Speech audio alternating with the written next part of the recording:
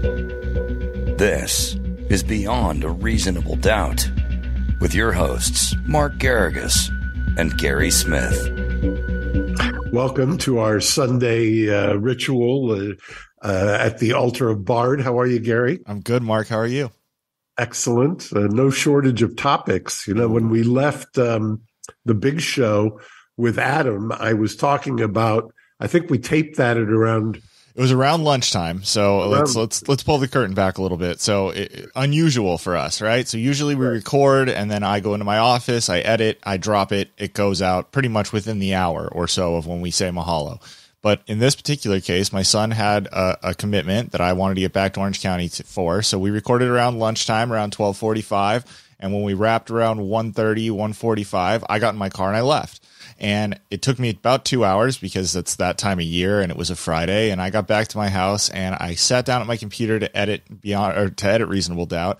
And I saw a story about Danny Masterson, who we had been talking about. And I sent it to you and you called me in an uproar. And you may not have understood why I was being so quiet, but my son was napping in the other room and you were irate. Yeah, and we had just talked. I said, because I've been following the case because I know the participants, specifically Philip Cohen, who's trying the case. And I had said, you know, Friday is the bewitching hour, basically, for juries, especially in Los Angeles. And sure enough, the jury sent out a note at around 2:00 after we had recorded. I think I indicated that 3:00 is usually the magic hour to get that last lunch in. And said they're hopelessly hung. And Her Honor, who I know and respect a lot, did something that just is mind-boggling to me, and I'm sure Phil's head exploded when it happened. You've got a jury that's hopelessly hung. They've been out for close to 2.5 days, a little just shy of 3 days total. This is basically a credibility contest, you know, and whether or not they believed the accusers after watching. They had asked right out of the box, I think I'd said they'd asked for Phil's chart on reasonable doubt, which shows that they were taking this very seriously. They deliberated. Instead of coming out, asking questions, giving them any further instructions, they were recessed for 10 days in the middle of deliberations, which is just mind-boggling to me. I don't even understand it. I mean, it's how that isn't how you're ever going to protect the sanctity of whatever verdict you get is beyond me. I mean, it's wild. It's just I don't know exactly how long the whole case lasted, but 10 days is a crazy amount of time. I mean, just the idea that they're going to go back and not have been influenced by the experiences they've had over that time and their interactions with friends and family. I mean, it's hard to imagine. It's exactly right. Now, I think in the defense of what the judge was thinking, they'd apparently been told that they would have Thanksgiving week off, but why not do at the very least, an inquiry and see whether there was any reasonable prospect for to kind of shake loose the hung jury. I mean, you can't do in state court in California.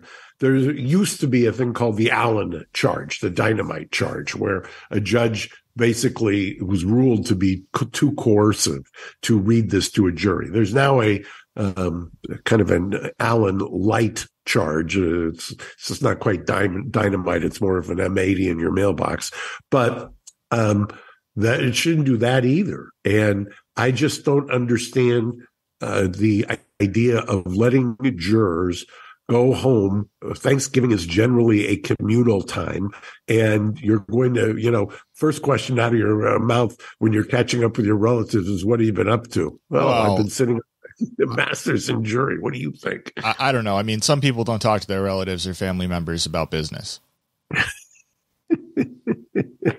That one's for you, Ace. So that's that.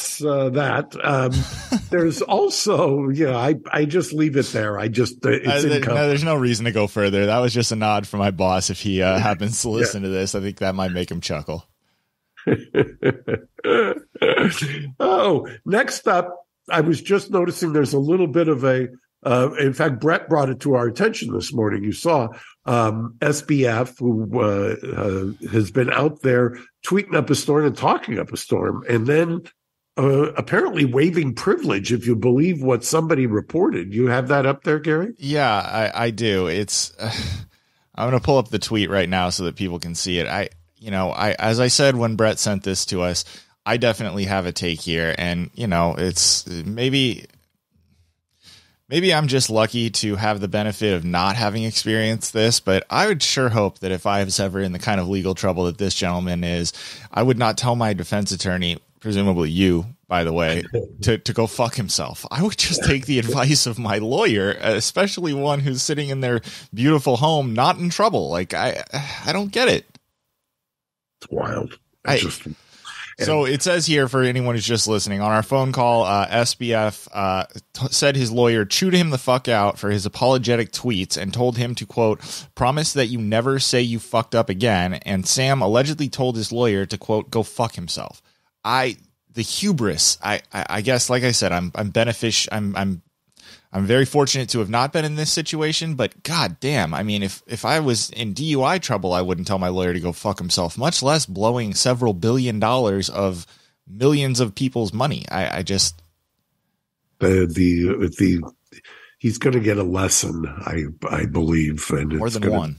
Yeah, he's going to get a very, very poignant lesson. I don't understand anything that's happening in that world right now, and I'm not just talking about the crypto meltdown. What I'm talking about is what they're doing and why they're trying to, why they're talking and why they're admitting certain things that are beyond my comprehension. I mean, part of what the problem is going to be, I believe, is the shifting of funds from the exchange to the hedge fund. And, that's fraught with danger. Yeah, it is. And, Mark, you and I actually haven't highlighted this on our text chains or anything, but I've been consuming a lot of media, as I'm wont to do, that has been tangentially watching this. And what I keep hearing people highlight is that he was the second biggest donor to the Democratic Party in this election cycle. And I've seen that repeatedly. That's fantastic. What I'm seeing less and less is that his partner and one of his top lieutenants was one of the leading donors to the Republican Party. People seem to be avoiding that or not reporting it. And the reality is that these guys just wanted their shady crypto stuff to be regulated in the way they wanted it. They had billions of dollars at their disposal, so they were funding both sides. But for some reason, now that he's in trouble, there only seems to be the focus on the Democratic Party. It's a little confusing to me.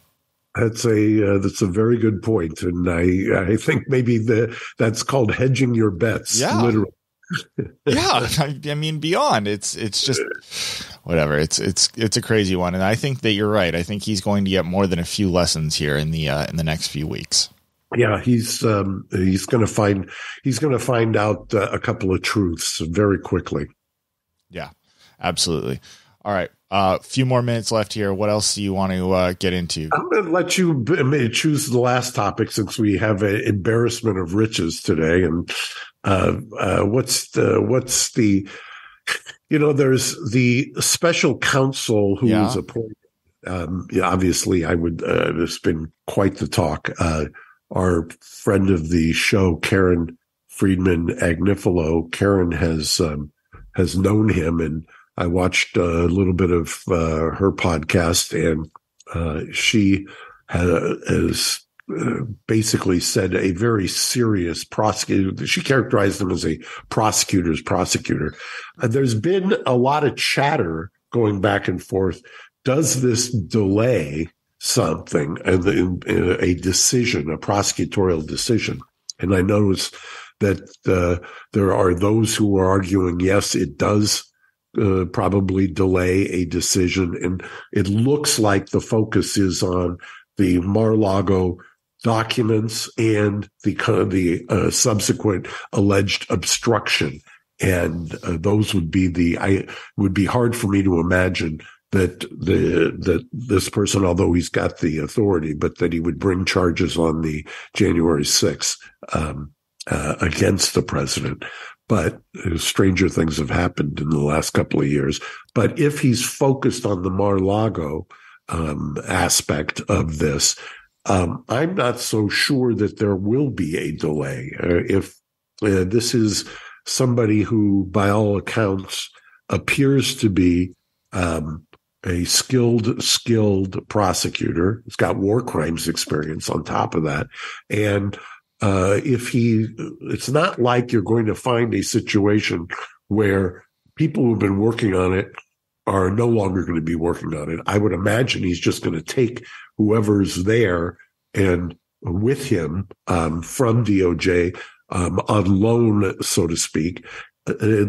Basically, what this does is it outsources the decision from Merrick Garland to him. The interesting thing, and anybody who listens to this knows I've never been a fan of special counsel, or before it was special counsel, it was in the independent counsel, made famous by the late Solicitor General Ken Starr. But I don't know that this fits into the special counsel rules or regulations. I don't want to get too far into the weeds on this, but I've looked at them previously for other cases and for defending, and it sure doesn't seem to me that this situation would apply, although God only knows there's never, that I'm aware of, been a situation where somebody announces for the presidency right after the midterms and while actively being investigated by DOJ. So I guess you're plowing new territory any way you look at it. Yeah, as our friend Adam would say, it's on.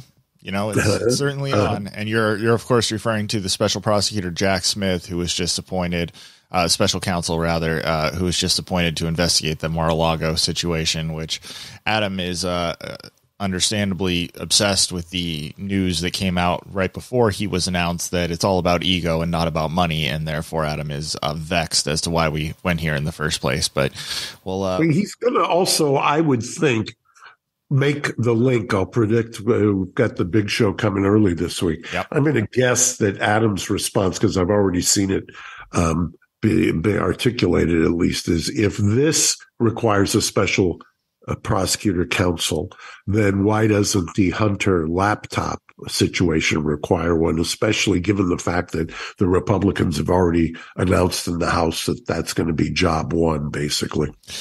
All right, well, if you're going to make a prediction, I am too, and then we're going to sign off. I'm going to predict that Adam forgets completely about this, and that all Adam cares about is your tease about the Paul Pelosi situation, because we signed off, and Adam made a beeline. It was almost a U-turn from where he sits in the studio to where I sit in the engineering room, and he basically bared down on me and put me in a corner and was like, what do you think it is? What does Mark have? What is this? What could he have? I mean, when I say excited, I mean, Mark, you better have something better than what brand of hammer was used, or else we're going to be in trouble, you and I. I'll see you on Tuesday, Gary. All right, Mark, I'll see you then. I've been warned. You have. I warned you over text, and I'm doing it now in front of the audience, because I'm in trouble and you're in trouble if we don't come correct. Mark, thank you so much for making some time on a Sunday. We appreciate it. Thank you, Gary. Go have fun. Thank you very much. Bye-bye. Bye. Thanks for listening to Beyond a Reasonable Doubt. Stay tuned for more bonus episodes coming soon.